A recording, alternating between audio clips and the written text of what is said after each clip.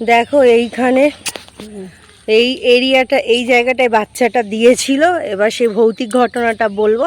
আগে প্লেসটা দেখে নাও, যেখানে আমরা আগে থাকতাম। ওই সেই আমাদের বাড়ি যেখানে, ওইখানে কিন্তু প্রেত আছে ওই বাড়ির মধ্যে। সো আমি ভূতের গল্পটা বলবো এখানে থেকে, আমার জীবনে কি কি ঘটনা ঘটেছিল। সো চলো স্টার্ট করি। তো এই যে এই জায়গাটা, এই যে আমাদের এই বাড়িটা, মাকে ক্যামেরাটা দিয়েছিলাম, কেন ভিডিওটা উঠলো না আমি জানি না। সো আমি আবার থেকে ভিডিওটা শুরু করছি। তো সেই কুকুর বাচ্চাগুলোর বিষয়ে না, ক্যামেরা ধরো ধরো ধরো ভালো করে। আমি যেহেতু তোমাদের বলেছিলাম আমি ভৌতিক ঘটনাটা শোনাবো, 2020-র ঘটনা ছিল আমার। তখন মানে নতুন বিয়ে হয়েছিল। তারপর ওইখানে একটা মানে বাচ্চা দিয়েছিল, কুকুর বাচ্চা দিয়েছিল। সেই কুকুরের মাটা রাস্তার দিকে থাকে, ওই দিকটা একটা মানে কি বলবো বাজার রয়েছে, ওই সাইডে একজনের বাড়িতে থাকে। তুমি ক্যামেরায় ফোকাস করো। তো তারপরে ওই কুকুরটাকে আমরা নিয়ে এসলাম, ছোট্ট ছিল সবে, মানে এখানেই বাচ্চা হয়েছিল, 1 মাসের কুকুর এইটুকি। তো তাকে আমি মাঝে মাঝে আনতাম। তখন আমার শরীরে প্রেত ছিল, ঠিক আছে, তখন আমার মধ্যেই ভূত প্রেতের বসবাস ছিল। তো ওই কুকুরটাকে ওই সময় আমি পুষেছিলাম 2020-তে, তখন ভূত ছিল। তারপর আমি বাড়িতে নিয়ে আসা যাওয়া আবার রেখে আসলাম। একদিন দেখছি আমরা সন্ধ্যেবেলা 30 ফুট বলে একটা জায়গা আছে, সেখানে গেছিলাম। তখন কি হয়েছে, কুকুরটা হঠাৎ দেখলাম মানে ওইখান থেকে এসে এখানে ঢুকে গেল, ঠিক আছে, এখানে হঠাৎ ঢুকে গেল। এবার কান্নাকাটি করছে। আমরা কি করব এবার, তখন ওকে রেখে দিয়েছিলাম। ও কি করতো, ওর মা যখন আসতো ওখান থেকে, ওর মা ওখানে আসতো, মানে এই যে রাস্তাটা দেখছো, ওখানে ওই ছোটো বাচ্চাটা গিয়ে দুধ খেয়ে আসতো কুকুরটা। তো সব থেকে ভয়ানক ঘটনাটা আমি লাস্টে বলছি, আগে পুরোটা শুনতে থাকো। তো কুকুরটা কি করতো, আমাদের বাড়িতে থাকতো। এবার কি হয়েছে, দেখবে ভূত প্রেত যদি থাকে তাহলে কিন্তু কোনো কুকুর বিড়াল বাড়িতে তুমি রাখতে পারবে না। তুমি যে কোনোভাবে তোমার মনে হবে যে ইয়ে করি, সরিয়ে দিই। তো যাই হোক, এবার কি হয়েছে, ওই কুকুরটা আমাদের বাড়িতে আসতো, আমরা নিয়েও আসতাম। নিয়ে আসার পর আমাদের সাথে থাকতো, ঘুমাতো। আবার ও যখন বিকেল হতো একা একা ওর মার কাছে দুধ খেয়ে আবার চলে আসতো। তো এইভাবে 2-3 দিন যাবত, 4-5 দিন যাবত ছিল। এবার 1 সপ্তাহ আমরা আবার ডিসাইড করেছিলাম ওকে আমরা একাবারের জন্য এখানে রেখে দেবো। তার নাম ছিল লক্ষ্মী। আমরা যে র্যাম্বোকে পুষেছি, র্যাম্বোর গায়ের কালারটা একটু আলাদা, ও পুরো হোয়াইট ছিল, একদম ল্যাবের মতো দেখছিল। তার ছবিটা আমি এখানে অ্যাড করে দেবো স্ক্রিনে, তোমরা অবশ্যই দেখতে পাবে। আমার সঙ্গে রয়েছে, তখন আমি খুব শাড়ি পরতাম, শাড়ি পরা অবস্থায়। তো 1 সপ্তাহ হয়ে যাওয়ার পর একদিন রাত্রেবেলা কি হয়েছে, বাচ্চা কুকুরটা মানে লক্ষ্মী আমাদের ঘরের মধ্যে ছিল। আর তোমরা যে আমরা গেটটা দেখালাম, এই বাড়িটা যেখানে আমি এখন বর্তমানে উপস্থিত রয়েছি, এই গেটটা থেকে ও বেরিয়ে গেছিলো। তখন ওই দরজাটা বন্ধ করতাম না, গরমকাল ছিল না, গরমকাল না শীতকাল ছিল সামথিং, হ্যাঁ ওরকমই হবে, শীতকালেরই সময় হবে। ও রাত্রেবেলা কি করেছে, এখানে 2টো কুকুর ছিল, যেটা হচ্ছে টমি নাম ছিল আর একটার নাম ছিল রানী। তো সেই কুকুর মানে ও ছুটে বেরোতে গিয়ে ওকে পুরোপুরি মানে আমরা তখন ঘরে খুঁজছি, ও যখন বাইরে এসে একদম বাইরে এসে যখন আওয়াজ হচ্ছে, আমরা ঘরের মধ্যে পুরো খুঁজছি। তা খোঁজার পরে আমরা দেখলাম মানে বেরিয়ে দেখছি কুকুরটা বেরিয়ে গেছে। বাবা আর আমার বর মিলে তাড়াতাড়ি করে তালাটা খুলে বেরিয়েছে। ওকে ধরতে না ধরতে ওই কুকুর ওর পুরো গলার টুটি মানে কি বলবে নাড়ি ভুড়ি বের করে দিয়েছিল। ও কাঁদতে কাঁদতে পুরো ওই এরিয়ার দিকে, ওই দিকটা ঢুকে গেছিলো যেখানটা ওর মা বাচ্চা দিয়েছিল, ওই দিকটা যেটা আমি ফার্স্টে তোমাদের দেখালাম।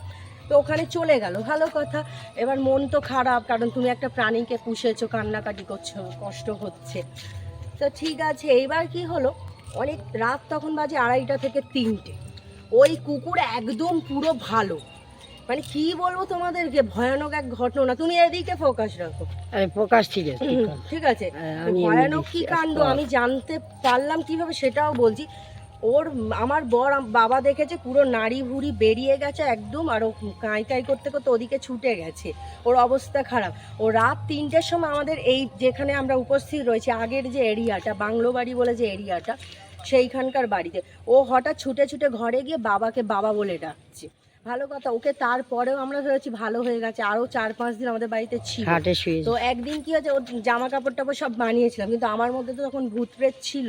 তো তখন ওই কুকুরটাকে আমরা ছেড়ে দিয়ে এসেছিলাম, বুঝেছো, সেটা অনেক বড় পাপ ভূতে করিয়েছিল। তবে সেটা আমরা তখন ভেবেছিলাম যে অনেক বড় পাপ করেছি, পুষে ছেড়ে দিয়ে এসেছি, কিন্তু না, সেটা কোনো পাপই ছিল না। কেন ছিল না শোনো, আলটিমেট আমি যখন গুরুদেবের কাছে জিজ্ঞেস করেছি, আমি অনেক বছর পর জিজ্ঞেস করেছি, এই ধরুন 1 বছর আগে জিজ্ঞেস করেছিলাম, তো 2024-এর দিকে জিজ্ঞেস করেছি, গুরুদেব ধরে দেখে বলছে ঘটনাটা তো রাতের দিকে হয়েছিল। আমি যে হ্যাঁ, তা আমলাম ও কি আদেও মানে বেঁচে ছিল না মারা গেছিলো? বলছে ও তো পুরো মারা গেছিলো। মানে তারপরেও যে ও কি শরীর ধারণ করে আমাদের ঘরের মধ্যে এসেছিল, সেটা আমি জাস্ট অবাক। কারণ যেহেতু গুরুদেব বলেছে, তোমরা তো জানো শিবধামে যা কিছু সমস্ত কিছু, এটা সত্যের ধাম, এখানে সমস্ত কিছু সত্যি প্রুফ দিয়েও গুরুদেব দেখায়, সেটা তোমরা জানো। তো গুরুদেব ধরে দেখে বলছে ওটা রাতের সময় ছিল, আর হচ্ছে ও তো মারা গেছিলাম। যে তাহলে ও যে এলো, বলছে ওটা প্রেত ছিল, ওটা অশুভ শক্তি রূপ ধারণ করে এসেছিল। আমি আজও অবাক হয়েছে, তাকে আমি হাতে ধরেছি, 3-4 দিন ছিল, তবে ওর মানে বিহেভিয়ার চেঞ্জ হয়ে গেছিলো। যখন সেকেন্ডবার আমাদের কাছে ফিরে এসেছিল, ও মাংস দেখলে, মানে বাবা একদিন ঘরে আছে, মাংস দেখে বাবার হাত কামড়ে নিয়েছে, রক্তপাত করে দিয়েছে। আমি মাছ তৈরি করতে গেছি, ও আমাকে কিছুতে মাছ করতে দেবে না, আমার কোলে উঠে মাছের মানে একদম গন্ধটা নিচ্ছে, মাছ মানে নালে হবে না, ওকে বেঁধে রাখলেও বিভৎস হয়ে যাচ্ছে। মানে এরকম ঘটনা ঘটেছিল আমাদের জীবনে। ওই পুকুরের ঘটনাটা অনেক দিন ধরে তোমাদেরকে বলবো বলছে, মাকে বললাম ওই আগের প্লেসে চলো, যেখানে গেলে আমি ঘটনাটা বলতে পারবো। তবে এখানে আসতে আমার অতটা ভালো লাগে না, কারণ এটা পুরোটাই ভৌতিক একটা স্থান, আমি সত্যি বলছি। অ্যাকচুয়ালি এখানে যখন জল জমতো, আগে পায়ের আওয়াজ হয়েছে, রাত্রেবেলা ঘুমালে ঘুমুরের আওয়াজ হতো। এখন আমি দেখে নিয়েছি, প্রুফও পেয়ে গেছে, এখানে পুরো ঘুমুরের আওয়াজ হতো। এই যে পুরো পেটের এরিয়া দেখো, এই দেখো পুরো এটা আফ্রিকার জঙ্গল, পুরো পেটের এরিয়া, পুরো যতগুলো বাসু যাচ্ছে, বাড়িটাও ভালো নেই দেখো ছিল, আর পুরো বাড়ি ভেঙে ফেটে গেছিল। অ্যাকচুয়ালি ভূত প্রেতে আমরা অতটা পেটের এরিয়া, গুরুদেব শিবধাম সাথে রয়েছে, তো সেতে ভয়ের কোনো কারণ নেই। কিন্তু এখানে অনেক রকম নেগেটিভিটি, অনেক কিছু ফিল করেছি, দেখেছি। মানুষের মধ্যে দৃষ্টি মারার পরে ক্ষতি করেছে, উল্টোপাল্টা কথা বলেছে। তো যাই হোক, সেসব আর বলে লাভ নেই। তো কিন্তু এই স্থানটা পুরো ভৌতিক এরিয়া। তোমরা অনেক আগে বলতে যে জঙ্গল এরিয়া, তুমি দেখো, তো এই হচ্ছে সেই এরিয়া, পুরো ভৌতিক এরিয়া। সব জায়গায় পুরো এরিয়াটার মধ্যে প্রেতের বসবাস আছে। কারণ নিজেরাই দেখেছি, ওদিকেও একদিন অমাবস্যার সময় আমি নিজের চোখে দেখলাম, যখন আমরা এখানে থাকতাম। আর এখানে সেরকম লেভেলে আমরা ভালো ছিলাম না, সত্যি কথা। এই দেখো এখানে এই যে এই বাড়িটা পুরো ভূতের বাড়ি, দেখে নাও সব। তো গায়ে লাগে, ঠিক আছে।